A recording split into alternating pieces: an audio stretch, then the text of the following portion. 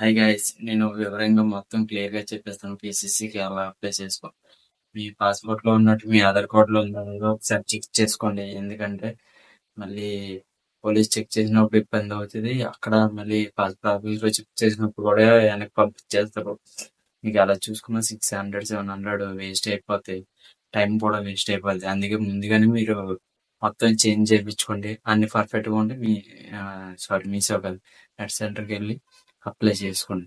Apply చేసుకున్న తర్వాత maybe 15 రోజులన్నా అవ్వచ్చు, 1 వీక్‌లో అన్నా అవ్వచ్చు. స్లాట్ బేస్ అవ్వచ్చు. అది సీజన్ బట్టి మనం చెప్పలేం కరెక్ట్‌గా. ఒకవేళ మన స్లాట్ వచ్చిన తర్వాత మన ఆధార్ కార్డు, మన passport xerox, 10th mark list అన్ని పట్టుకొని వెళ్ళండి. ఎందుకు మంచిది.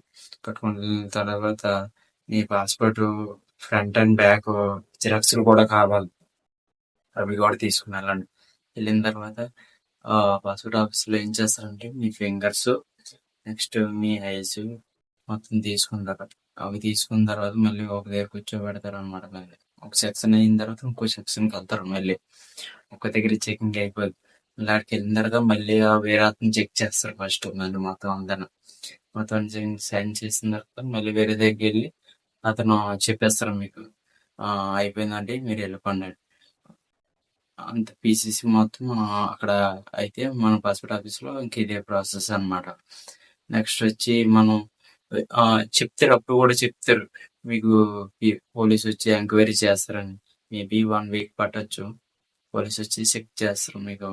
అప్పుడు కూడా పోలీస్ కూడా చెక్ చేస్తారు మీ ఆధార్ కార్డు, పాస్పోర్ట్ ఒకలా ఉందో లేదు. చెక్ చేసిన తర్వాత అతనికి ఎంతో కొంత కొంచెం చదివిచ్చేస్తే అతను వెళ్ళిపోతాడు. ఆ తర్వాత అయిపోతా మేబీ 1 వీక్ లో మనకి కొరియర్ కింద పీసీసీ లెటర్ మనకి ఇచ్చేస్తుంది. బ్లాగ్ ఎలా ఉన్నా కామెంట్ చేయండి. నేను ఇప్పుడు మీ ప్రసాద్.